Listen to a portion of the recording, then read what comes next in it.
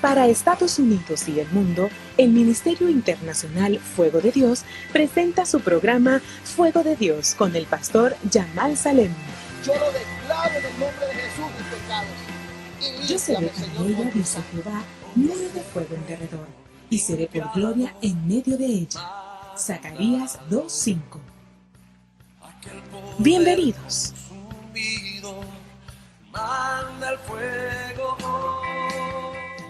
Dice aquí el apóstol Pablo en el libro de Romanos capítulo 12, ¿lo tiene? En el verso 2 dice: no os conforméis, diga al que está a su lado, no te conformes. Diga, no te conformes.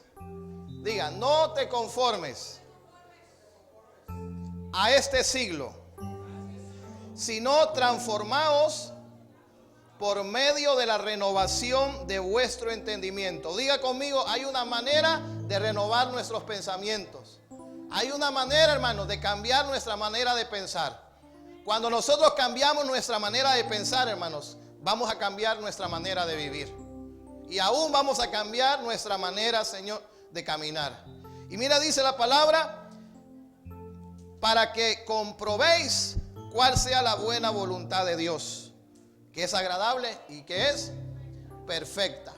Hay una voluntad de Dios, puede tomar asiento. Hay una voluntad de Dios que es perfecta. Y hay una voluntad de Dios que es, ¿qué?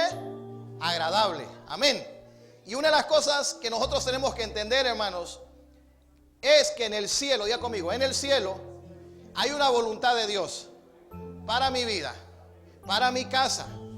Hay una voluntad de Dios. Hay muchas personas que se dicen: pastor, ¿cuál es la voluntad de Dios para mi vida? ¿Cuál es la voluntad de Dios para mi hogar? ¿Cuál es la voluntad de Dios para los proyectos, los sueños, el ministerio, lo que Dios me ha dado? ¿Cuál es la voluntad de Dios para mi vida? Hay muchas personas, hermanos, que no conocen la voluntad de Dios. Pero aquí nosotros encontramos la clave. Para poder nosotros, hermanos, conocer la voluntad de Dios, necesitamos ¿qué? ¿Cambiar qué? Nuestra manera de pensar. Necesitamos cambiar nuestra manera de pensar. Si nosotros, hermanos, no cambiamos nuestra manera de pensar, si nosotros no somos renovados, entonces nosotros no vamos a poder conocer la buena voluntad de Dios, que es agradable y que es perfecta. Entonces, un poquito de lo que ayer estábamos compartiendo, hermanos, y vamos a ir al libro de Primera de Samuel. Vamos a ir al libro de Primera de Samuel, al capítulo 17.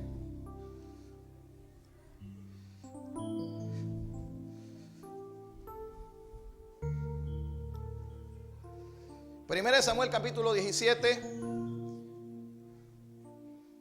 Cuando lo tenga, diga amén.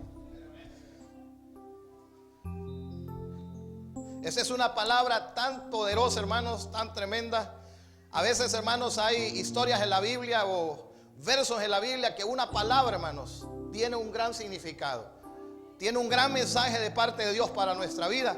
Y en muchas ocasiones yo había predicado acerca de esta historia, acerca de David, que David se enfrenta contra Goliat y que David lo vence y todo eso. Pero hubieron ciertas cosas, ciertos puntos importantes ahí, hermanos, que nosotros encontramos y que nos ayudan a entender la manera, hermanos, de actuar del enemigo. El enemigo tiene sus estrategias, el enemigo tiene sus formas, sus maneras de venir a la vida del ser humano y atarlo, enredarlo en las cosas de este mundo. Compartía con una persona y le decía lo siguiente: hoy en día en Latinoamérica hay lugares en nuestros países donde hay cantinas, donde hay, hermanos, lugares donde se vende droga, donde se vende la prostitución, donde está todo lo que es perversión, ¿sí o no? Hay lugares tremendos. En Honduras hay un lugar allá, que tal vez los que son de Honduras, ese lugar que le llaman el Chiverito. Esos lugares, hermanos, donde hay un lugar que yo creo que hay más de 500 cantinas, cantina tras cantina. O sea, ahí es el lugar donde todas aquellas personas que comienzan quizás en un buen lugar, tomando una bebida carísima, hermano, pero ya cuando el dinero se les termina, ese es el lugar donde van a caer. Y ese lugar, hermano, usted va a ese lugar, da miedo ir a ese lugar. Nadie quiere meterse en ese lugar. Pero cuando usted mire ese lugar, y cuando yo recuerdo ese lugar, porque Dios nos permitió estar 4 años en ese lugar predicando el evangelio y ver el poder de Dios, podemos ver claramente, hermanos, que quizás en algún momento, cuando ese lugar, hermanos, comenzó a ser habitado, cuando ese lugar comenzó a ser llegado por personas, quizás comenzaron a llegar familias, personas comenzaron a vivir en ese lugar, pero algo tuvo que haber sucedido para que se comenzaran a abrir las cantinas. Algo tuvo que haber sucedido para que comenzaran a abrirse todo ese tipo de cosas que iban a traer, hermanos, dolor, que iban a traer destrucción a hogares, que iba a traer, hermanos, desesperación a la vida de muchas personas y que muchas personas iban a morir. Causa de todo lo que en ese lugar se mueve. Entonces, en algún momento, ¿qué cree que sucedió? Gracias, hermano. El enemigo invadió ese lugar. El enemigo llegó a ese lugar y el enemigo dijo: este va a ser mi tierra, este va a ser mi territorio, y aquí voy a hacer lo que yo quiera. Aquí voy a destruir vidas, aquí voy a matar gente, aquí voy a hacer a la gente infeliz, aquí voy a traer desesperación y dolor. Y eso es lo que hoy en día hay muchos lugares en nuestro país, en Latinoamérica, donde el enemigo ha llegado y a poseer esos territorios. Y esos territorios que se han sido llegados por el enemigo, es lo mismo que hoy en día está sucediendo en la mente de muchas personas. Y una de las cosas que nosotros aprendemos aquí en esta historia de David, como compartía yo el día de ayer, es que dice el verso 1, dice: los filisteos se juntaron sus ejércitos para la guerra y se congregaron en Soco, que es de Judá, y acamparon entre Soco y Azeca en Efem Damín. Cuando los filisteos, hermanos, se juntaron sus ejércitos para congregarse en este lugar, dice la palabra que ellos llegaron a cierto lugar llamado Soco. Soco, hermanos, pertenece a Judá. Y Judá, ¿sabe lo que significa? Significa alabanza. En pocas palabras, el enemigo, hermanos, vino a el territorio, a la tierra que Dios le había dado al pueblo de Israel. Y ese territorio que Dios le había dado al pueblo de Israel era una tierra de alabanza, era una tierra de adoración a Dios. Dios le dijo a Abraham: vete de tu tierra a la tierra que yo te mostraré y haré de ti una gran nación. Dios le dio una promesa a Abraham, que Dios le iba a entregar una tierra. Y a través, hermanos, de los capítulos siguientes, desde Génesis, cuando vienen los siguientes libros, nosotros podemos ver en Éxodo cómo Dios, hermanos, lleva a este pueblo a poseer una tierra que Dios le había entregado. Pero ahora nos encontramos que los filisteos, dicen ellos: nosotros vamos a invadir la tierra de Dios. Nosotros vamos a invadir este territorio. Y vamos a llegar a ese lugar para destruir. Una de los puntos importantes, hermanos, de cuando el enemigo ataca a las personas en sus pensamientos, es destruirlos. Hoy en la mañana, hermanos, estaba viendo las redes sociales y de repente, hermanos, apareció ahí la publicación de alguien, y en ese momento estaba la foto de un joven, hermanos. Quizás, no sé, lo más que habrá tenido ese joven, unos 25, 26 años. Y cuando lo miro yo, y entonces yo digo: ¿qué es lo que trae en su cuello? Y este joven, hermanos, era un lazo que se había puesto. Y se tomó una foto antes de quitarse la vida y la publicó. Y en la publicación comienza a dirigirse a su mamá, se comienza a dirigir a sus hermanos, se comienza a dirigir a sus amigos, y comienza él a decir que él es un fracasado, que él no es feliz, y que tomó la decisión de quitarse la vida, y se despide de su madre. Y entonces esto sucedió el 4 de julio. Y entonces yo comencé a ver los comentarios, qué es lo que había sucedido, y así fue efectivamente. Este muchacho lo encontraron, hermanos, se suicidó, se quitó la vida. Y en ese momento muchas personas comenzaron a poner comentarios. Apenas lo puso él, su madre le dijo: hijo, no se haga nada, yo lo amo, hijo, y aquí estoy para ayudarlo.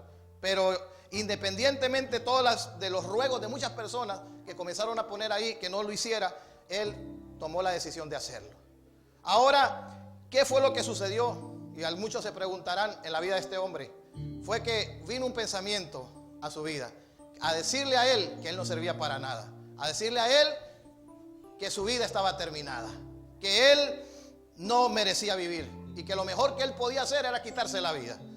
Así mismo, hermanos, es el enemigo. Los filisteos venían a tomar posesión de la tierra de Dios. Lo que el enemigo hace es venir a tomar posesión, hermanos, de lo que Dios te ha dado, de lo que Dios te ha entregado. El enemigo viene con pensamientos a nuestra vida a decirnos que nosotros no tenemos la capacidad, que nosotros no podemos y que nunca vamos a ser felices, que nunca vamos a recibir el milagro de Dios en nuestra vida. Y algunas veces el enemigo viene a decirle a la gente: ¿de qué te sirve orar? ¿De qué te sirve clamar? ¿De qué te sirve ir a la iglesia? ¿De qué te sirve buscar al Señor si las cosas siguen iguales? Eres un débil, eres un debilucho. Y el enemigo viene, hermanos, con ese tipo de pensamientos. Y no solamente eso, sino que viene el enemigo a decirte: y mira la situación, mira cómo está la cosa. ¿Y a dónde está tu Dios? Las cosas siguen igual, sigues siendo la misma persona, nunca vas a cambiar.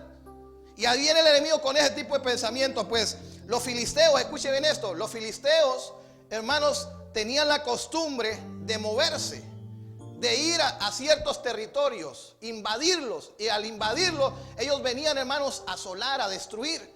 Pero en este momento, hermanos, ellos se levantan contra un pueblo. Lo que ellos no sabían, que ese pueblo tenía un Dios. Amén. Lo que ellos no sabían, hermanos, que contra quien ellos se iban a enfrentar tenía un pueblo. Y este pueblo tenía a Dios. Ahora, una de las cosas importantes que nosotros vemos en esta historia, y ustedes vamos a irla ahí desglosando, es que en cierto momento, hermanos, como conocemos, había un paladín, había un guerrero que se levantaba y decía: ¿quién va a venir a pelear contra mí? ¿Quién se va a venir a enfrentar conmigo? ¿Quién decía eso? Goliat. Era un gigante. Hermano, ese hombre, hermano, daba miedo. Usted ha visto esos jugadores de básquetbol que enormes, grandes. Eso no era nada. Ese hombre era altísimo. Era un gigante. Y cuando ese hombre se paraba, hermanos, a los israelitas les temblaban los pies. Y lo que me llama mucho la atención es esto. Escuchen bien esto. Miren lo que dice el verso 8. Y se paró y dio voces a los escuadrones de Israel, diciéndoles, miren las palabras de Goliat: ¿Para qué habéis puesto en orden de batalla?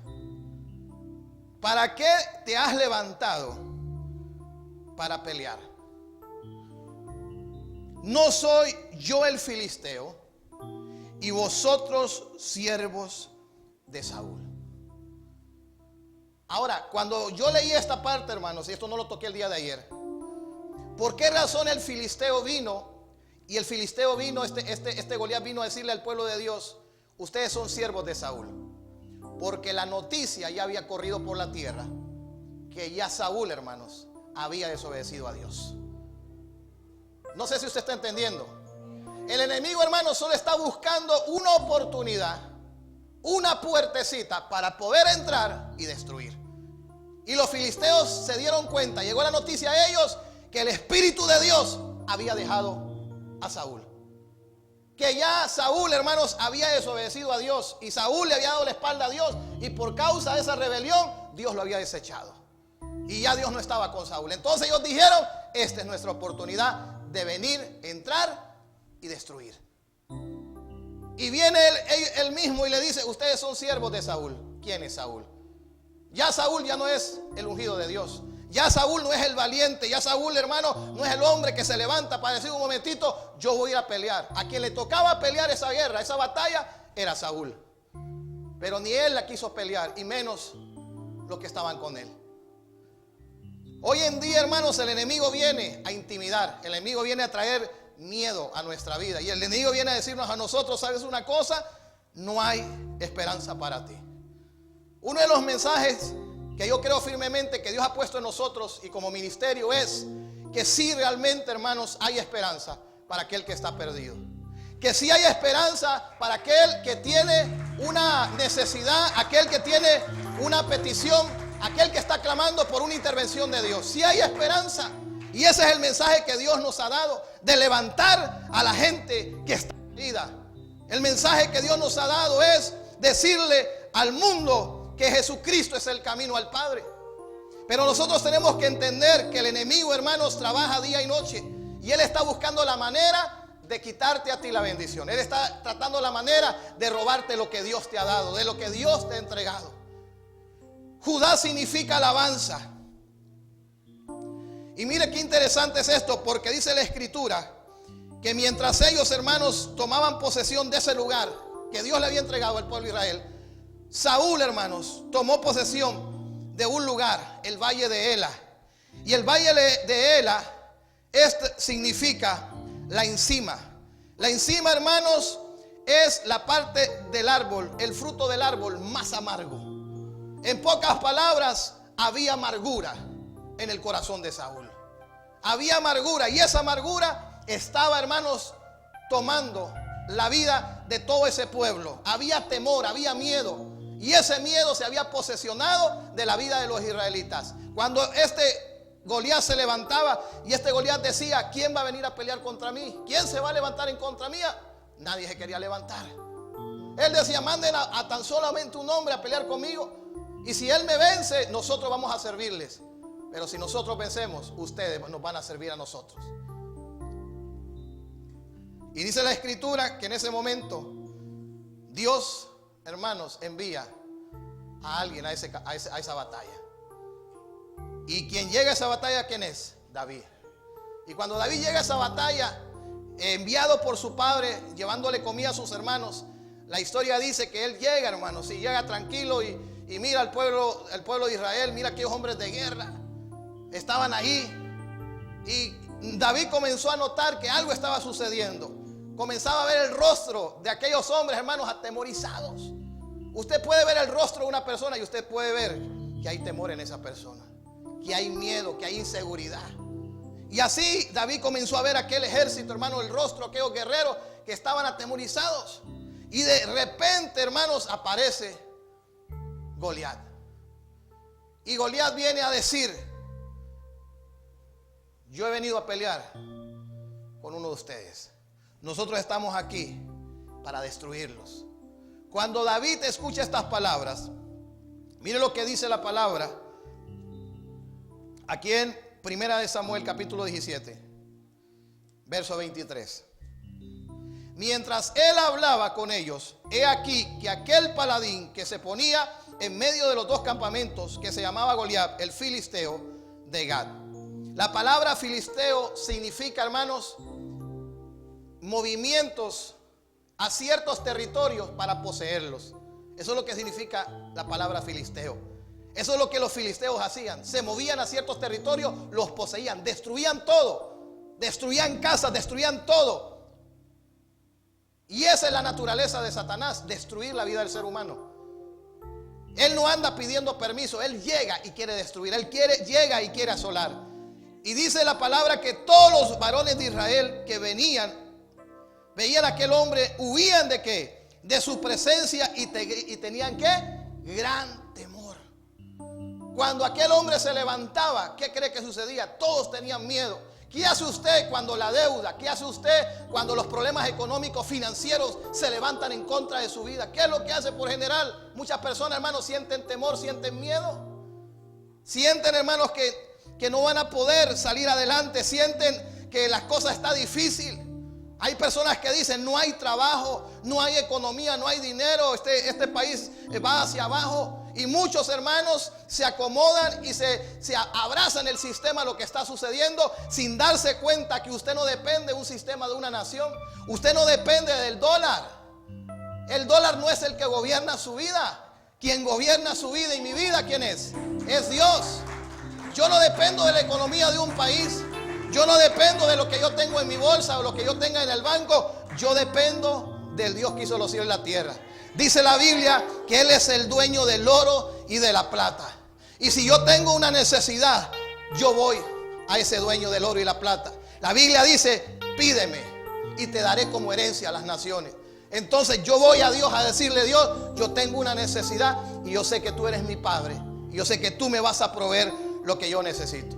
Pero cuando la gente, hermanos, ha permitido que el enemigo venga a su mente, le va a comenzar a robar la posibilidad de recibir un milagro.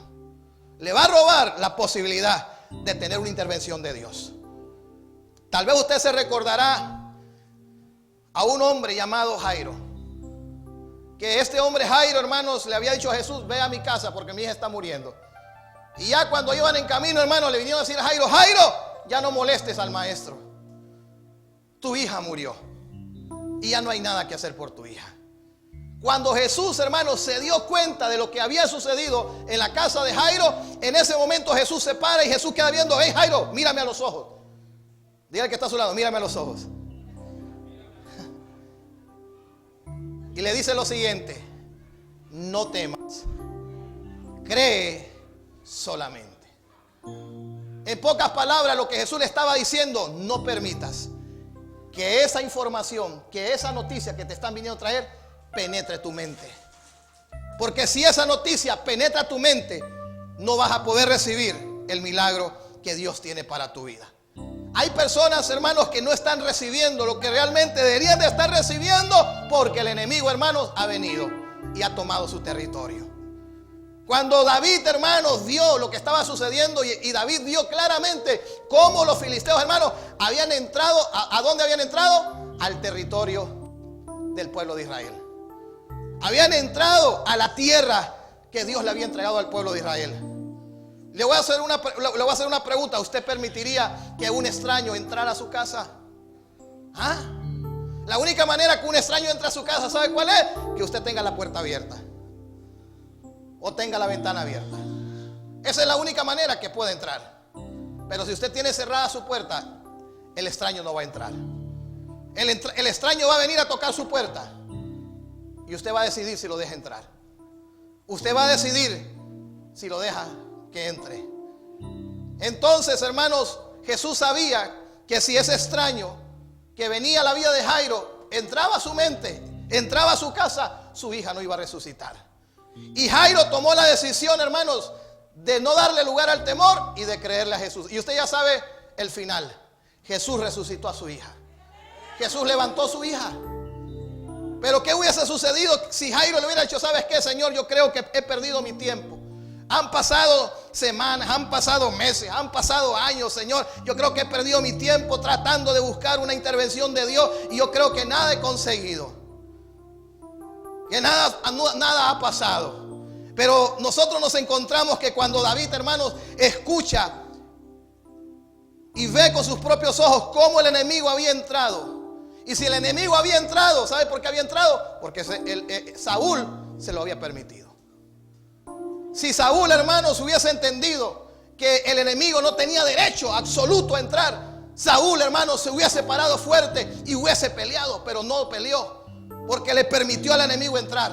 Pero cuando David llegó a ese lugar, hermanos, siendo un jovencito, se burlaron de David, lo menospreciaron. Le dijeron que era un pastor de ovejas, que quería estar pastoreando ovejas. Pero lo que la gente no sabía era que ahí, cuando él pastoreaba ovejas, él miraba el poder de Dios en su vida. Cuando él pastoreaba, hermanos, y él estaba allá en el monte donde nadie lo miraba, dice la palabra que el mismo David le dijo al rey Saúl: yo estando allá cuidando las ovejas, cuando venía un león, venía un oso y quería venir a quitarme algo, yo no se lo permitía. Yo me levantaba y yo cuidaba lo que Dios me había dado. Yo no sé si usted está entendiendo, pero cuando usted tiene, hermanos, la revelación de Dios y usted sabe que Dios le ha dado a usted las bendiciones, usted no se las va a dejar quitar. La única manera que usted se las deje quitar es que usted le permita al diablo. ¿Por qué hoy en día hay gente que se quita la vida? ¿Por qué hoy en día hay gente, hermano, que se pierde? ¿Sabe por qué? Porque le han permitido a Satanás entrar. Y cuando David escuchó esto, escuche bien esto, dice que había un gran temor y un gran miedo. Y cada uno de los de Israel decían: no habéis visto a aquel hombre que ha salido. Él se adelanta para provocar a Israel. Se levantaba y decía: yo he venido a pelear. ¿Dónde está el que va a pelear conmigo? Nadie quería pelear con él. Todos estaban atemorizados.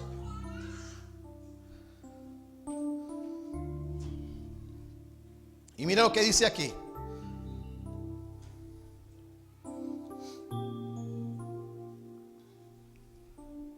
Dice, verso 26: entonces habló David a los que estaban junto a él diciendo: ¿qué harán al hombre que venciere a este filisteo y quitare el oprobio de Israel?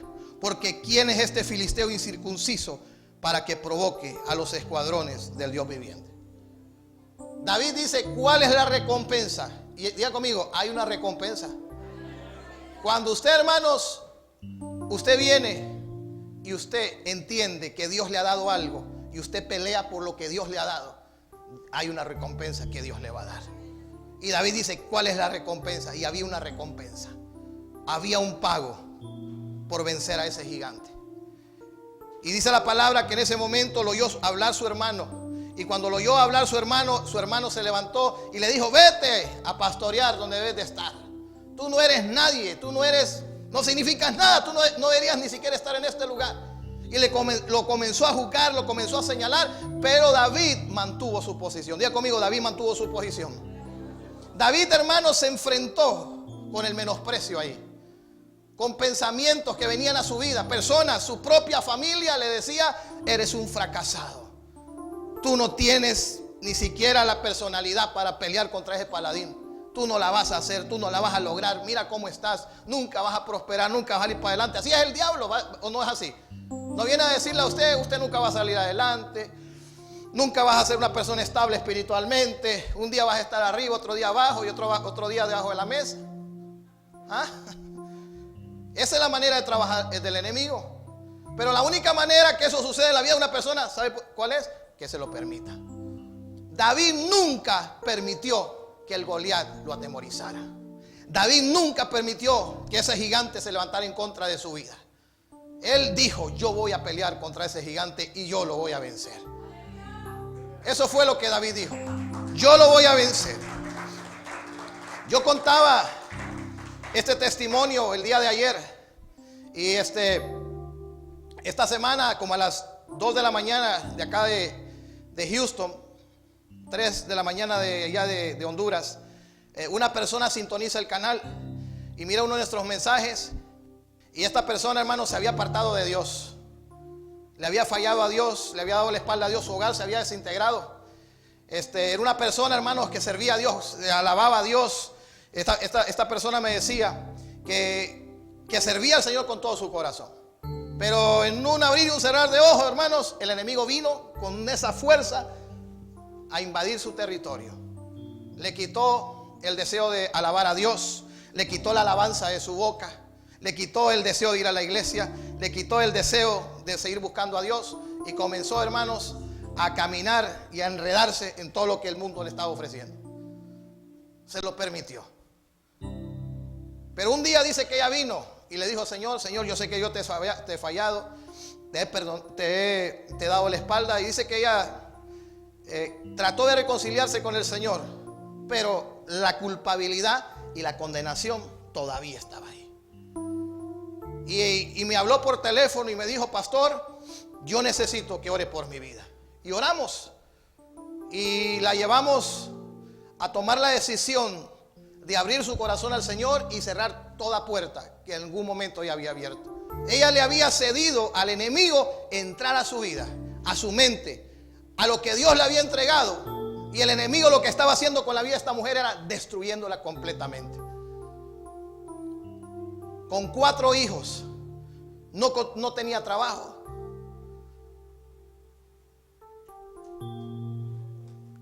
Desesperada, con ansiedades. Y comenzamos a orar. Y mientras estábamos orando, el Espíritu Santo de Dios comenzó a tocarla. Y el Espíritu Santo de Dios comenzó a llenar esa soledad en su vida. Y el Espíritu Santo de Dios vino a traer un convencimiento a su corazón que ahora era una verdadera hija de Dios. Y yo le dije las siguientes palabras: usted lo único que necesita ahora, de aquí para allá, es enamorarse de Jesús. Usted no necesita otra cosa. Busque una iglesia donde congregarse, busque una iglesia donde asistir. Vuelva a hacer lo que un día usted hacía y Dios la va a honrar. Sea una mujer valiente. Aunque ahora ya no esté su esposo con usted, usted tiene un esposo, un marido en los cielos, que la va a ayudar y que la va a sacar adelante.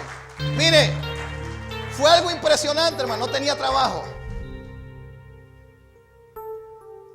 Esto sucedió, si no me equivoco, creo que fue el viernes, en la madrugada. Y oramos a Dios. Y yo le dije, vaya a la iglesia. Y me llamó y me dijo, pastor, fui a la iglesia con mis hijos. Y el Espíritu Santo de Dios me tocó. El Espíritu Santo de Dios me ministró. Y yo sé que Dios me va a restaurar. Yo sé que Dios me va a restituir. Yo sé que Dios me va a devolver todo lo que en algún momento le cedí al enemigo. Y mire qué impresionante. Anoche, cuando terminamos el servicio, nos fuimos a la casa. Estábamos ahí en la casa.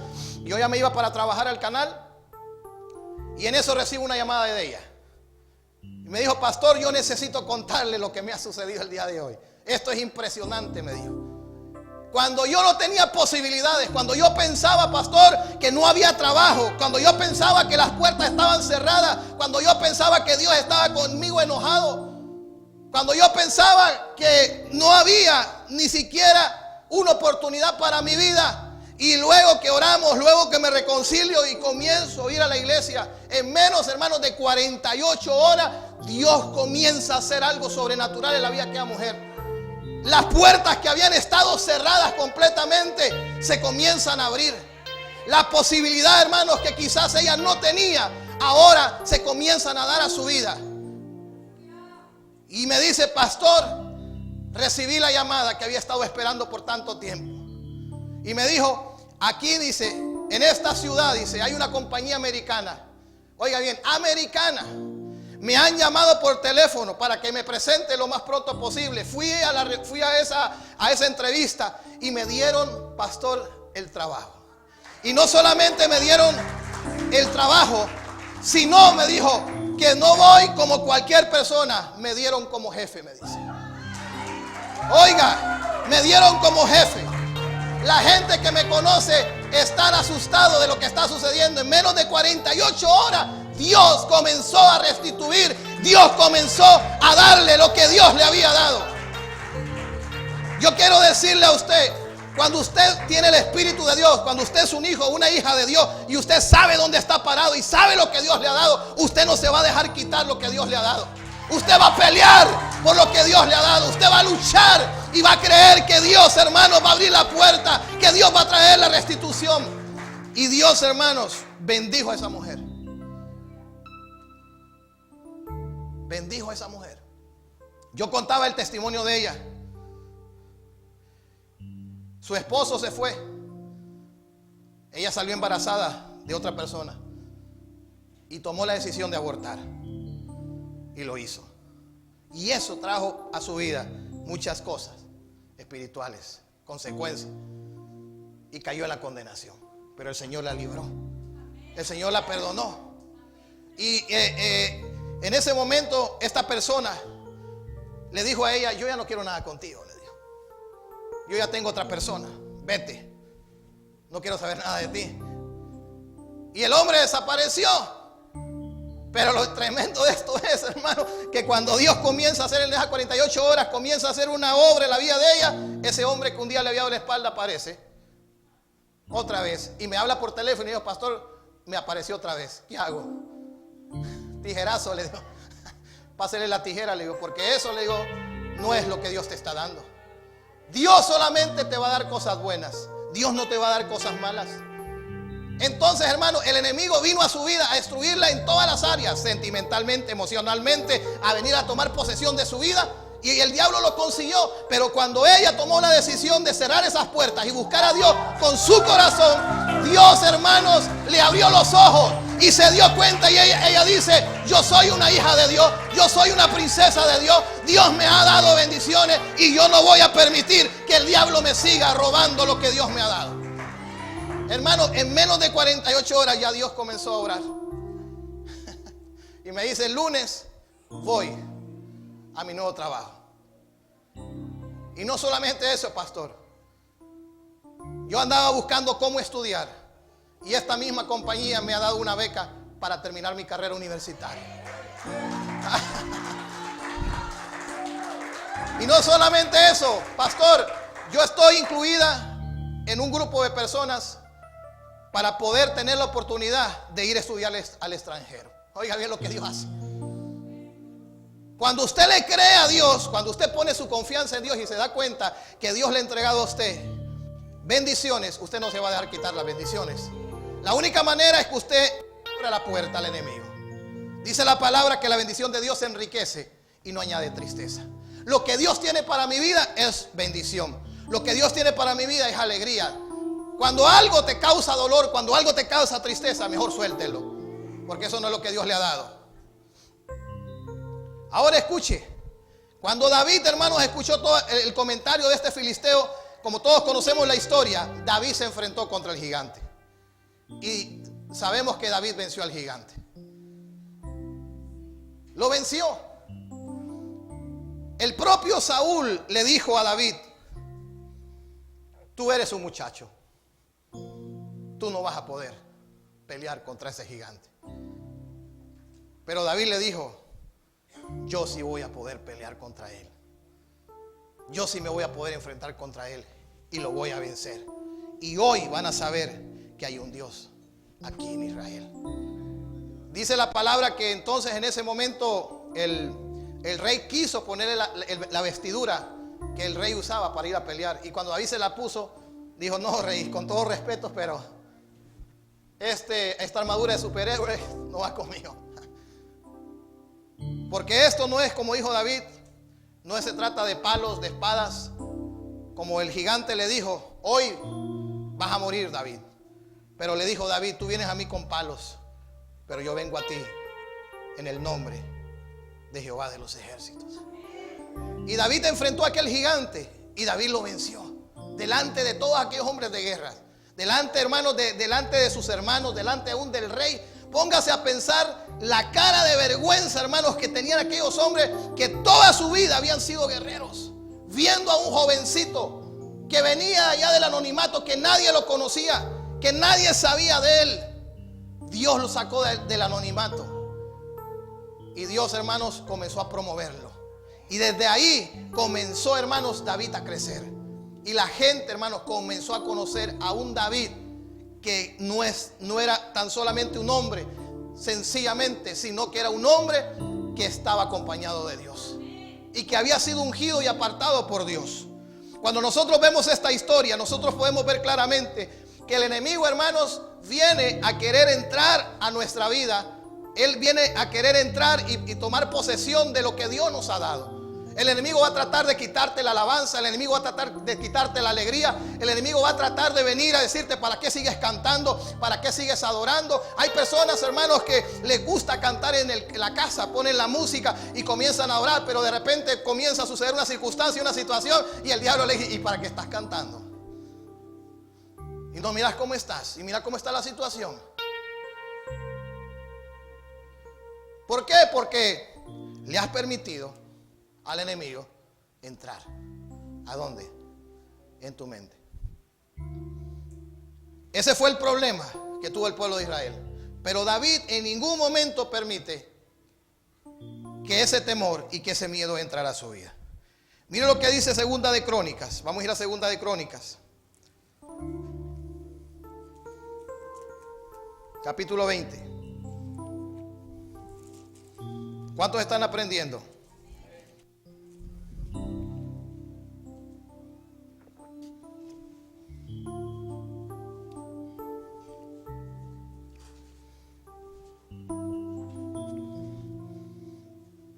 Hermano, es impresionante lo que realmente Dios puede hacer en la vida de una persona. Es impresionante cuando una persona, hermanos, puede estar completamente, hermanos, en los escombros, pero cuando esa persona pone su confianza en Dios y dice: hoy yo determino buscar a Dios con mi corazón, Dios, hermanos, te va a honrar y Dios nunca te va a desamparar.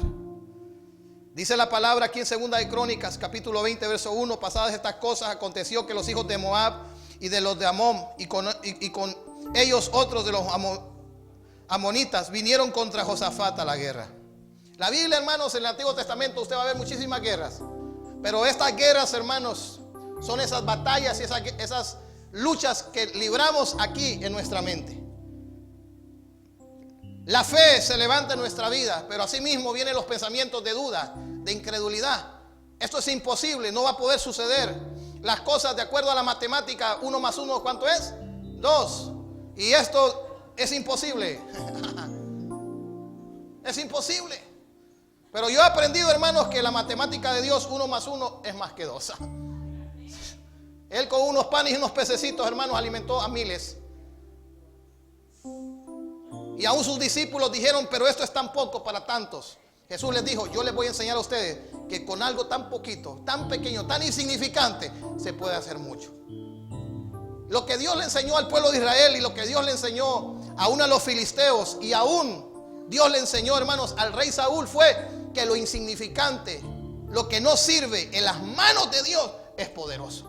Dice la Biblia que lo débil del mundo, lo más débil, y usted dice, ay, es que yo soy débil. Pues lo más débil del mundo es lo más fuerte de Dios. Dice la Biblia que aquellos que son débiles, Dios los levanta, hermanos, y los hace fuertes. Y Dios los hace, hermanos, como una fortaleza. Pues ese David, hermanos, menospreciado, que sus hermanos se reían de él, ese David, Dios lo ungió para ser rey de Israel y fue el rey de Israel. Y aquí nos encontramos en que un enemigo viene a querer invadir, oiga bien, a invadir a Israel. Quiere venir a destruir al pueblo de Israel. Y el verso 3 dice, entonces él tuvo temor. ¿Quién tuvo temor? Josafat. Ahora la pregunta es, ¿quién no ha tenido temor en algún momento? ¿Quién en algún momento no ha sentido miedo? ¿Ah? ¿Quién en algún momento dirá, ay, pastor, ¿y cómo voy a hacer esta semana? ¿Y cómo voy a salir adelante? ¿Y cómo va a suceder? ¿Y qué tal que las cosas no me salgan como realmente estoy esperando que me salgan? ¿Qué tal que salga algo contrario? ¿Quién no ha sentido algún momento miedo o ha sentido en algún momento temor? Pues este rey Josafat sintió miedo. Cuando vinieron a decirle, hey, Josafat, ven para acá. Imagino que le mandaron, si hubiera habido teléfono, un mensaje de texto, hey, Josafat, estás liquidado, ¿va? Lo vas a perder todo. Pero ¿sabe lo que hizo Josafat? ¿Qué hizo Josafat? Humilló su rostro para consultar a Dios. Hizo pregonar, ¿qué? Ayuno. Cuando a Josafat, hermanos, le mandan la noticia y le mandan a decir, hey, Josafat, creo que tus días de tranquilidad han terminado. Yo creo que tus vacaciones, tu relax, hasta aquí no va a llegar. Ya es hora de regresar a la realidad. Y la realidad es que se te viene una tormenta que quién sabe que vas a ser librado de esa tormenta. ¿Quién sabe quién te va a librar de esa tormenta? Pero el rey Josafat sabe lo que hace. Como ser humano siente miedo. Como ser humano siente, hermanos, que él humanamente y aún el pueblo de Israel no tenían la capacidad de enfrentarse contra lo que venía en contra de ellos. Pero este hombre lo que hace es buscar a Dios. Y busca a Dios con todo su corazón y se rinde a Dios con todo su corazón. Y va donde Dios a decirle, Dios, aquí estamos, Señor. Hoy volvemos nuestro corazón a ti, Señor. Y si te hemos fallado, si te hemos dado la espalda, si hemos hecho cualquier cosa, Señor, te pedimos perdón. Pero hoy, Señor, queremos ponernos a cuentas contigo, Señor. Porque nosotros sabemos, Señor, que en lo natural no hay manera. Oiga bien, Josafat le dijo a Dios, no hay manera que nosotros podamos enfrentar esta guerra. No hay manera en que yo pueda enfrentar esta situación la cual hoy nosotros estamos pasando. Y hoy, Señor, nosotros volvemos nuestro corazón a ti, Señor. Y nosotros sabemos que tú eres un Dios que cuida. Nosotros sabemos que tú eres un Dios que viene a ayudarnos. Y mira lo que dice en el verso 9 de Segunda de Crónicas. Si mal viniere sobre nosotros o espada o de castigo o pestilencia o hambre, nos presentaremos delante de esta casa y delante de ti, porque tu nombre está en esta casa, y a causa de nuestras tribulaciones clamaremos a ti y tú nos oirás y nos salvarás. Josafat sabía que la vida, hermanos, no solamente era una vida alegre, una vida feliz. Hoy muchas personas piensan que todo es felicidad. Muchos piensan que todo es tranquilidad. Hay momentos difíciles. Hay momentos de dificultades. Hay momentos de necesidades. Hay momentos en que el enemigo se levanta en contra de nuestras vidas. Pero David reconoce que a pesar de Josafat, de todas estas cosas que se estaban levantando, Josafat reconoce algo y él dice, en esta casa está Dios. La Biblia dice, escuche lo que dice la Biblia. que nosotros somos el templo del Espíritu de Dios. Nosotros somos la casa de Dios. Nosotros nos reunimos en este lugar donde 4 paredes para alabar a Dios y exaltarle a Dios. Y Dios está en medio de nosotros. Pero la Biblia dice que Él habita dentro de nosotros. Entonces, dentro de esta casa está Dios. Dentro de esta casa se mueve Dios. Y como Dios se mueve dentro de esta casa, yo sé que si yo clamo a Dios, Dios me va a oír y Dios me va a librar de cualquier circunstancia y de cualquier situación. Yo sé que si alguna puerta se cierra, yo sé que Dios va a abrir otra puerta. Las puertas de ayuda, de posibilidades para el pueblo de Israel y Josafat estaban completamente nulas. Y lo único que le queda a Josafat es alzar sus ojos al cielo. David decía: alzaré mis ojos a los montes. ¿De dónde va a venir mi socorro? ¿De a dónde va a venir mi ayuda? Si alguien tuvo guerra, si alguien tuvo batallas, fue David. Se enfrentó contra muchísimas cosas en su vida. La vida de David, hermano, fue una vida de guerras, de batallas. Pero en medio de todas esas batallas y en medio de toda esa guerra, Dios siempre estaba ahí para ayudar a David. Y aquí Josafat dice: ahora pues, he aquí que los hijos de Amón y de Moab y de los del monte de Seir, en cuya tierra no quisiste que pasare Israel cuando venía de la tierra de Egipto, sino que se apartase de ellos y no los destruyese. Antes, hermanos, el pueblo de Israel tuvo la oportunidad de pelear contra estos pueblos y vencerlos, pero Dios no se los permitió. ¿Por qué? Porque Dios los había dejado ahí para este momento. Y para demostrar al pueblo de Israel que estos enemigos, que esta circunstancia no se había levantado para venir a traer destrucción, sino que esto que se estaba levantando era para demostrarle al pueblo de Israel que Dios seguía salvando y que Dios seguía demostrando su poder y que Dios no había cambiado. ¿Qué es lo que Dios hoy nos está diciendo? Que si hay algo que está sucediendo en tu vida, si hay algo que está sucediendo en tu casa, Dios va a demostrar que Él te puede ayudar y que Él te va a salvar y que Él te va a sacar adelante. He aquí, ellos nos dan el pago, viniendo a arrojarnos de la heredad que tú nos diste en posesión. Ahí mire, Dios, dice Josafat: esta tierra tú me la diste en posesión. Tú me diste, Señor, esta bendición. Y hoy estoy alzando mis ojos a ti, Señor. ¿Sabes por qué? Porque yo sé que lo que tú me diste, este hogar, esta familia que tú me diste, tú me la diste, Señor. Y yo voy a pelear por esta familia. Yo me voy a levantar para que esta familia se levante y busque al Señor. Eso es lo que Josafat estaba diciéndole. Tú nos diste una promesa, Señor. No fue el presidente, no fue el diputado. Usted puede ver los países de Latinoamérica hoy en día. Están frustrados, los pueblos están frustrados. La gente, hermano, haciendo grandes huelgas por todos lados, porque los gobernantes les prometieron y no les cumplieron. Al contrario, los saquearon. La gente, hermanos, muriendo. No hay amor, no hay misericordia. Y la Biblia dice: maldito el hombre que confía en el hombre. Pero nosotros no dependemos de un gobernante. Dios nos dice que oremos por nuestros gobernantes, pero yo no dependo de un gobernante. Josafat en ese momento dijo: yo dependo de Dios. Y tú nos diste en posesión esta tierra, Señor. Y nosotros, Señor, estamos aquí. Y ellos vienen a despojarnos. Eso es lo que hacen los pensamientos que vienen a la mente. Te quieren despojar. Te quieren despojar de lo que Dios te ha dado. Te quieren despojar de lo que Dios te ha entregado.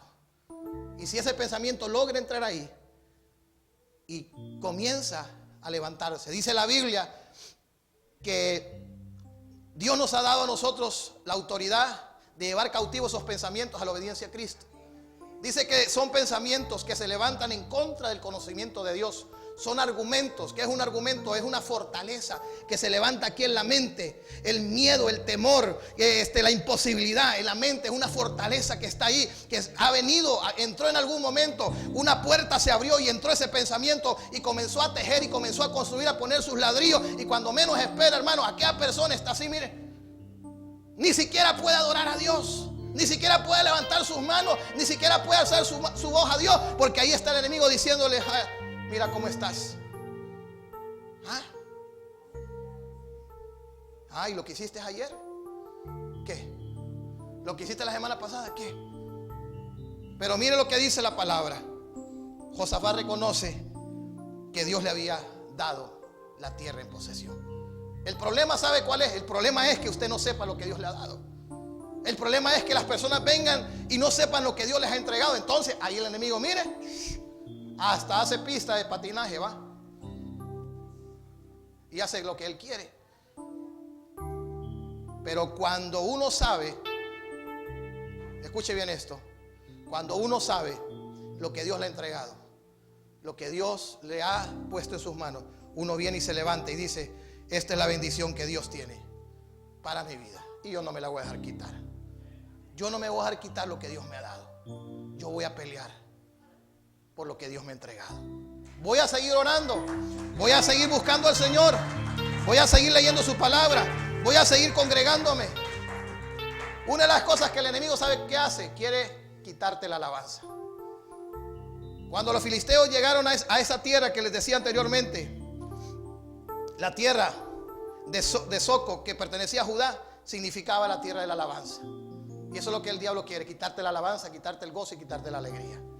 Y también la Biblia habla de un lugar ahí mismo que estábamos leyendo acerca de David, lo que llamaba un territorio Soco, que significa el vallado de la zarza. Cuando Moisés se encontró con la zarza, con el fuego de Dios, la vida de ese hombre fue transformada. Y una de las cosas que el enemigo quiere tratar de hacer en la vida de los creyentes es apagarles el fuego del Espíritu Santo de Dios. Por eso Pablo le dijo a Timoteo: te aconsejo que avives el don de Dios que está en ti. Cuando usted, hermano, descuida ese fuego, descuida esa comunión con Dios, entonces el enemigo fácilmente va a poder venir a entrar a su mente. Pero cuando usted es una persona que está metida con Dios, que ha tomado la decisión de buscar al Señor, usted tiene que entender que Dios va a estar ahí para ayudarlo. Dios, hermanos, no va a ayudar, hermanos, a los dormilones. Dios va a ayudar a los que están despiertos, a los entendidos. Dice la palabra: mi pueblo perece por falta de conocimiento. Y dice la palabra que este rey Josafat, para ir terminando, vino y se levantó y le dijo a Dios: oh Dios nuestro, no los juzgarás tú, porque nosotros no hay fuerza contra tan grande multitud que viene contra nosotros. No sabemos qué hacer y a ti volvemos nuestros ojos.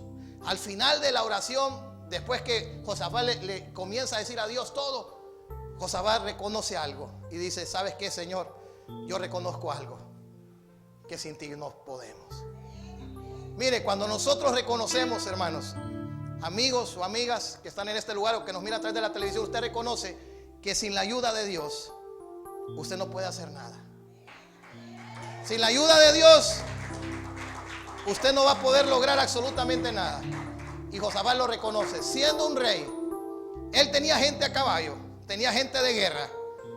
Él pudo haber dicho: vamos a intentarlo, vamos a intentar pelear, aunque sea que nos quede la dignidad y digan: el rey Josafat lo intentó. Que quede, aunque sea en memoria, el hermano Pablo o el hermano Juan o el hermano Alberto o la hermana María lo intentó. Pero recordamos ese intento y en ese intento no sucedió nada. Pero es diferente que digan el día de mañana, sus nietos, sus generaciones digan: oh, mi abuela, oh, mi abuelo, oh, qué hombre de Dios que le creyó a Dios. ¿Ah? Le creyó a Dios, puso su confianza en Dios, esperó en el Dios de su salvación. Y hoy nosotros somos el resultado. Eso es lo que yo quiero, que el día de mañana, cuando quizás yo ya no esté, que estén los hijos e hijos de mis hijos, que me recuerde y diga, aunque sea se paró, le creyó a Dios, pero que diga: ah, mi abuelo ya mal. ¿Cómo quiere ser recordado? Cuando usted va a la Biblia y usted mira la Biblia y usted mira a estos hombres, Abraham, Isaac y Jacob, ¿cómo se recuerda la historia de estos hombres? ¿Cómo nosotros recordamos la historia de David? Lo que Dios hizo a través de la vida de estos hombres. Estos hombres reconocieron, hermano, que en su vida ellos podían tener capacidad, ellos podían tener inteligencia, ellos podían tener muchísimas cosas, talentos en su vida. Pero ellos se dieron cuenta que sin la ayuda de Dios, sin Dios en su vida, ellos no eran nada. Y dice la palabra que Josafat reconoce y dice: Señor, nosotros no tenemos la fuerza para pelear. Por eso hemos vuelto nuestro rostro a ti, Señor, y nos hemos venido a rendir a ti, Señor. Y mire lo que comienza el día conmigo: cuando yo me rindo, Dios va a enviar su palabra. Cada vez, escuche bien lo que le voy a decir.